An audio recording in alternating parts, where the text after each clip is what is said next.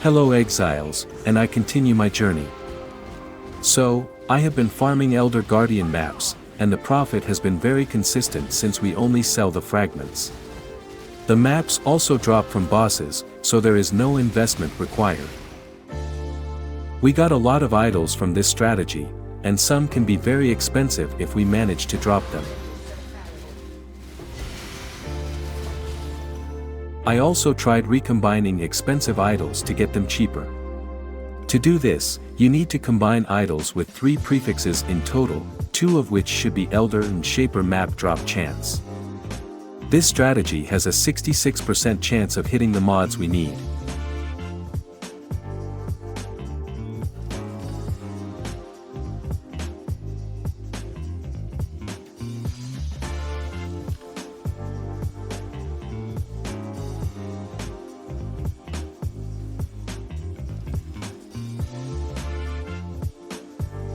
Nice. 2 out of 5 is still a good rate, and I made 5 divine profit just by recombining these. Maybe I should farm gold and go for more expensive idols.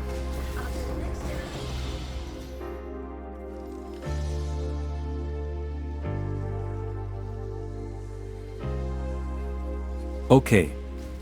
So, I want to talk about a strategy I've found that could be really effective.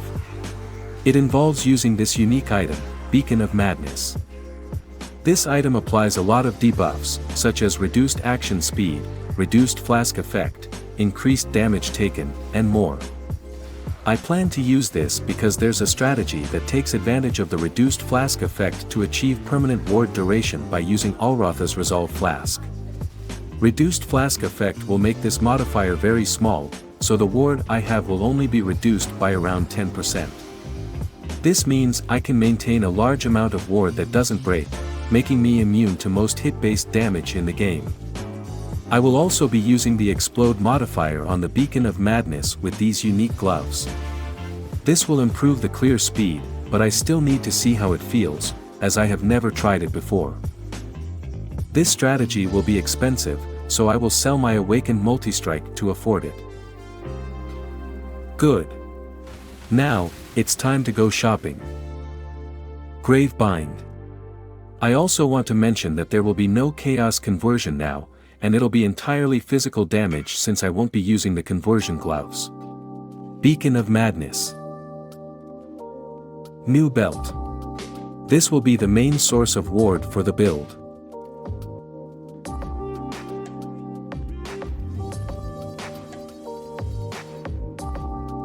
Faith Guard. Alroth Resolve. Brutal Restraint. This jewel will grant us the Traitor Keystone, which will help sustain the ward flask.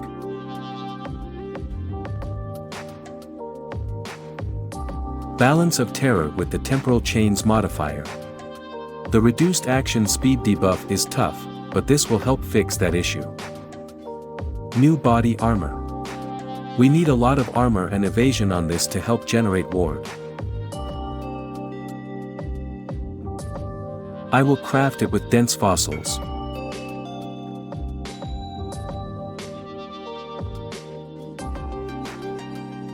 Fourth fossil, and I got a good one. I still need a better one, but I'll finish it later since I want to test it now. But before that, I need to craft some cluster jewels to sustain the flask.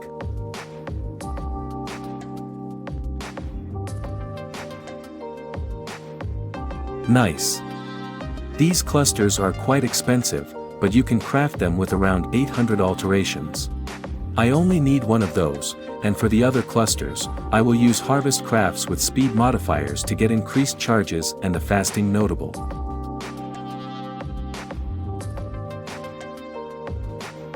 Good. I only need 3 of these. Now, let's check how the defenses are looking.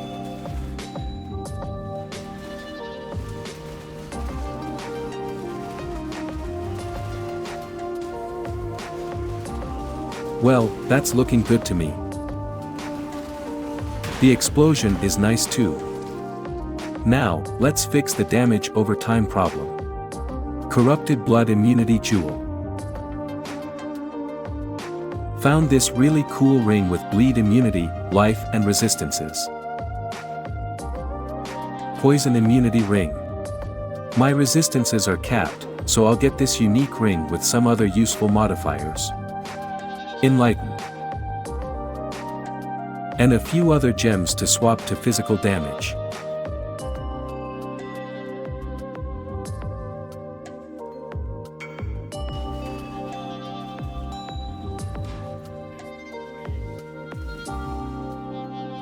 Now, let's finish the body armor.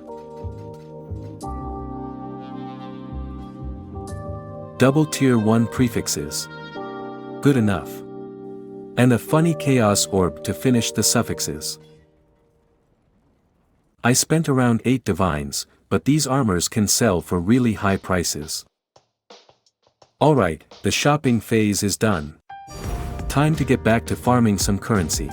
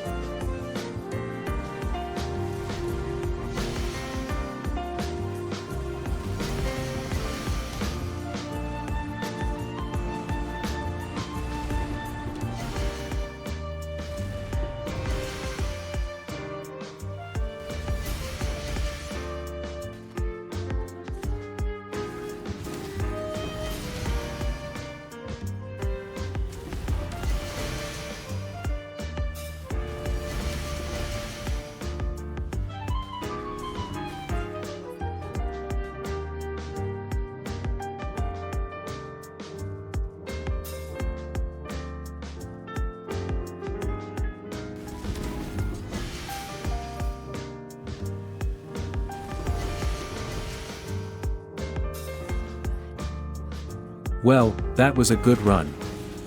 Farming the Elder was actually fun, and I got some really good drops along the way. Going for Indigan wasn't very profitable, so I sold all the fragments.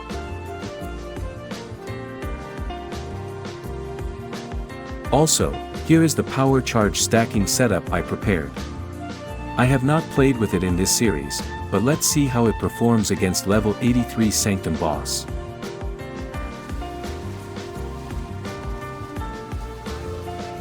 Not too bad for a cheap setup, but it could use more investment, like a rare wand with a Malachi's Loop shield. So yeah, this is the end of the Reaper series. It was a lot of fun and really interesting to build around. I initially chose this Ascendancy because it seemed like an easy league starter, but the more I played, the more I realized that Occultist and Necromancer would be better choices for an endgame version. I might revisit this build in a future league using those Ascendancies. Anyway, I will be back with more interesting builds, and here's a quick teaser for the next one.